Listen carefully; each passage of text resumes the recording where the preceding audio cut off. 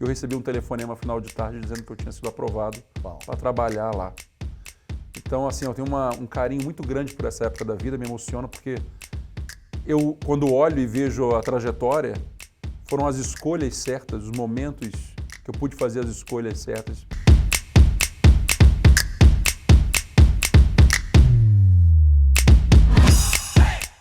Momento super feliz aqui de receber amigos e grandes profissionais que têm escrito histórias incríveis. Gaspar Lins, seja muito bem-vindo. Um prazer poder te receber aqui na NetGlobe. Muito obrigado. Eu que agradeço, Renato. Chance espetacular de poder estar aqui com você. Muito legal. Gaspar, o nosso grande propósito nesse nosso programa é falar um pouquinho das nossas histórias. Legal. Histórias que começam lá de trás, na época de infância. Como que foi esse início, né, do Gaspar Lins? Bom, eu nasci no Rio, meus pais são do Nordeste, uma vida de muita dificuldade sempre. Tenho um irmão e uma irmã que seguiram caminhos diferentes de tecnologia, sou o filho mais novo.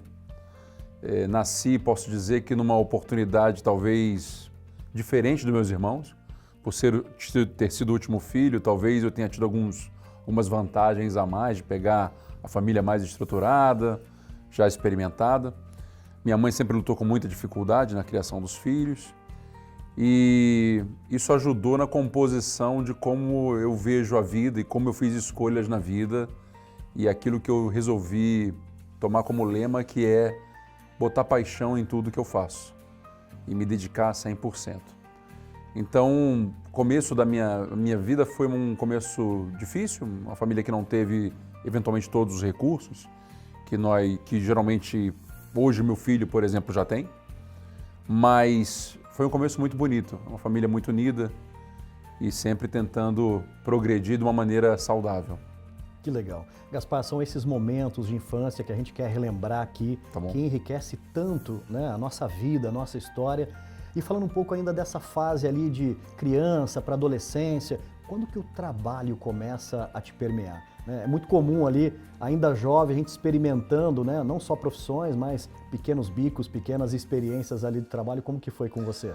Renato, eu estudei num colégio católico, muito tradicional no Rio, e, na verdade, a gente mal podia pagar meu colégio, né? Então, tive alguma ajuda da minha madrinha para poder complementar o colégio, para que eu pudesse estudar num colégio bom e estar junto de pessoas também que positivamente me influenciaram.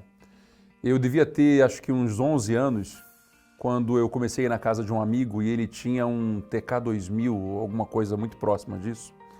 E eu achava fascinante aquele tema do computador, de tudo. Era um pouco dos jogos, mas ativava a curiosidade. E eu olhei e eu falei, pô, mas alguém cria isso, né? Eu queria saber fazer. Eu acho que com 11 ou 12 anos eu caí num curso de programação, de Basic.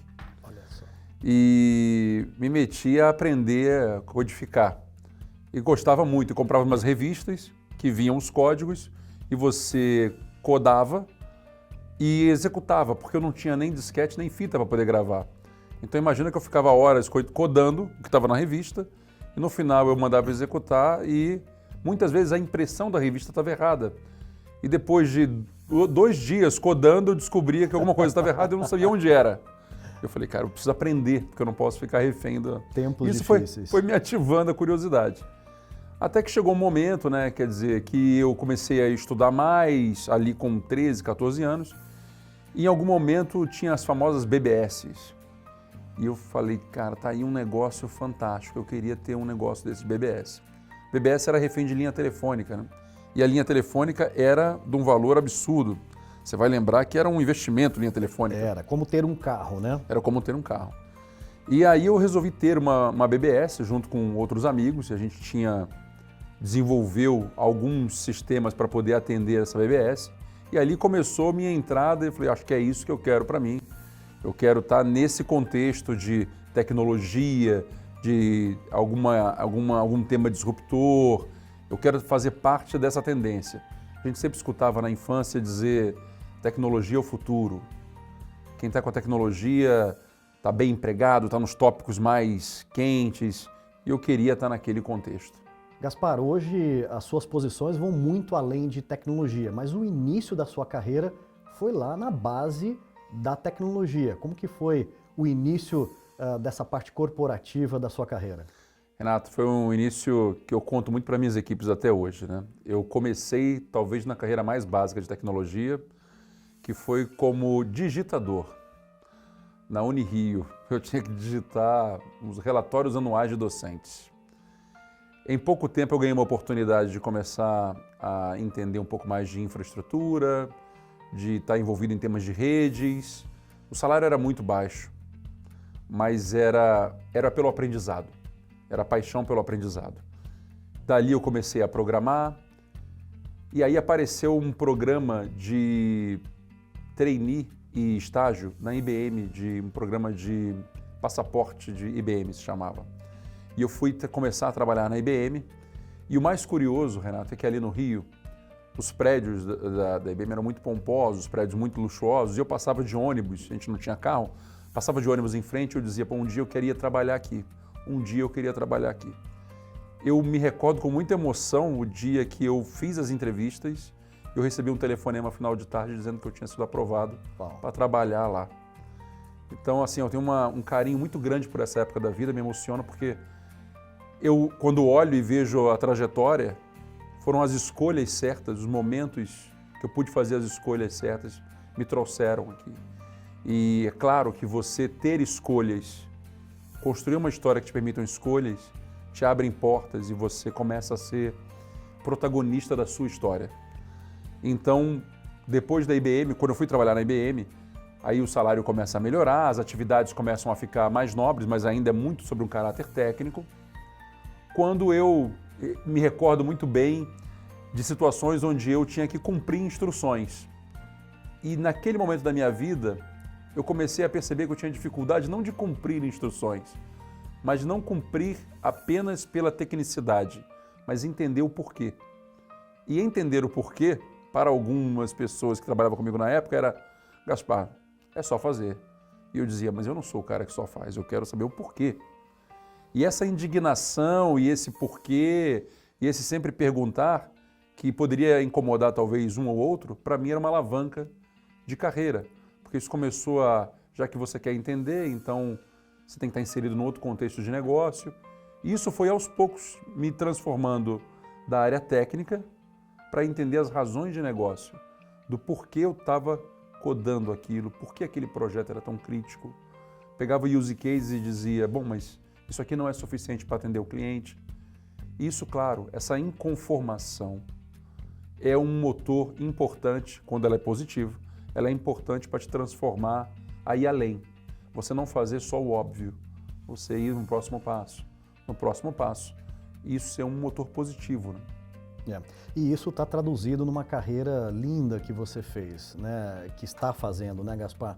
E aí chega esse momento que você começa, na verdade, a ver que essas perguntas estavam muito mais do lado, né, de ser um gestor, de ser um líder, né, do que literalmente um técnico. Quando foi esse momento que você vira a chave e começa a ter ali um time, começa a ser referência também, né, para essas pessoas? Eu penso que depois de sair da IBM, eu comecei a trabalhar em algumas consultorias, e a minha carreira é muito sobre isso, o momento onde eu estou do lado das consultorias e onde eu passo para o mundo corporativo. Num dos momentos, quando inclusive eu saio do Rio e venho para São Paulo trabalhar numa consultoria chamada Vixia, que era uma consultoria dedicada ao mundo de seguros, eu começo a ter equipes ali mais substanciais e começo a perceber que não era sobre a minha competência de fazer, era sobre a minha experiência de já ter feito e como eu poderia colaborar para que quem estivesse ao meu lado também pudesse progredir, também pudesse evoluir e fazer com que a minha experiência somasse na construção, sem sobrescrever a história de ninguém, mas dizer, ó, eu já fui por aqui, isso dá certo, isso não dá certo. E aí, aos poucos, você vai incrementando de ser um técnico, gerente técnico, para um people manager.